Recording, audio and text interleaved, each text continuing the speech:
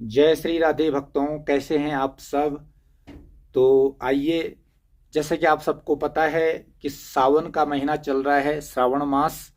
और जो श्रावण मास भगवान शिव को अत्यंत प्रिय है। इस श्रावण मास में वैसे तो वर्ष भर, साल भर भगवान शिव की पूजा चलती ही रहती है, उनके भक्त करते ही रहते हैं। लेकिन विशेष रूप से जैसे शिवरात्रि है और ये श्रावण मास है, इन दिनों पर विशेष पूजा की जाती है। तो इस श्रावण मास में जो है, वैसे तो पूरे श्रावण मास में, लेकिन विशेष रूप से सोमवार को भगवान शिव की आराधना भगवान भोलेनाथ के भक्त किया करते हैं। तो बड़ी अच्छी बात है। भगवान शिव जो कि औगड़दानी है, अपने भक्तों का मनोरथ पूर्ण करने वाले हैं। जो भी भक्त इनकी श्रद्धा से, भावना से उपासना करते हैं तो उनको मन चाहा भर भगवान भोलेनाथ प्रदान करते हैं। तो भगवान शिव जैसे कि नाम ही है, यद्वयक्षरम नाम ग्रेरितम निर्णाम सकृत प्रसंगात अगमा सुहंति तत्।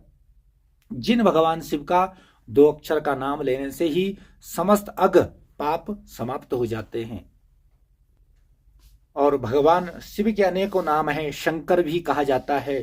शंकर का अर्थ होता है शम कल्याणम करोति इति शंकर, जो शव का कल्याण करते हैं, कल्याण करने वाले हैं। आशुतोष भगवान भोलेनाथ का नाम है। आशुतोष का अर्थ होता है आशु शीघ्रम तुष्यति इति आशुतोषः, जो भगवान शिव शीघ्र प्रसन्न होते हैं। सभी देवताओं में सबसे जल्दी प्रसन्न होने वाले हैं भगवान शिव।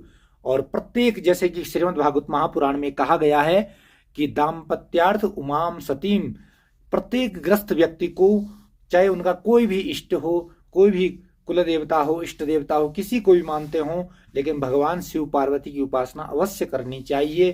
क्योंकि दाम्पत्य जीवन में जो सफलता मिलती है, ग्रस्त धर्म को जो आगे बढ़ाने के लिए जो ऊर्जा हमें प्रदान होती है, वो भगवान शिव से ही होती है, माता पार्वती। तो इसलिए भगवान शिव पार्वती की उपासना जो है करनी चाहिए। भगवान शिव को यूं तो आप प्रेम से 1 लोटा जल चढ़ा दो, उतने में ही प्रसन्न हो जाते हैं। जैसे कि कहा गया है 1 लोटा जल सभी समस्याओं का हल। तो श्रद्धा पूर्वक आप 1 लोटा जल, जरूरी नहीं है गंगा जल हो, कोई भी शुद्ध जल हो, वो चढ़ा दे तो उसी से भगवान शिव प्रसन्न होते हैं। यदि आपके पास उपलब्ध है सामग्री, पूजा की सामग्री, भगवान शिव को बेलपत्र अति पसंद हैं, तो बेलपत्र चढ़ाइए, पुष्प चढ़ाइए। और उनका अभिषेक अनेक चीज़ों से आप कर सकते हैं। दूध से, दही से, घी से, गन्ने के रस से और मधु से। इस प्रकार से आप अलग अलग कामनाओं के लिए अलग अलग पदार्थों से उनका अभिषेक कर सकते हैं भगवान शिव के लिए।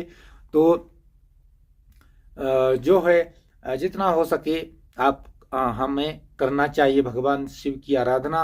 और अपने आसपास शिव मंदिर है तो वहाँ जाइए, दर्शन कीजिए। और एक छोटा सा निवेदन है मेरा कि आप जरूर मंदिर में जाइए, पूजा करिए, बहुत अच्छी बात है। लेकिन मंदिर में जाकर के गंदगी ना करें। पहले तो वहाँ हमें सफाई करनी चाहिए, हमें सेवा करनी चाहिए। अगर हम वो नहीं कर सकते हैं तो कम से कम गंदगी नहीं करनी चाहिए। तो इस बात का हम विशेष ध्यान रखेंगे।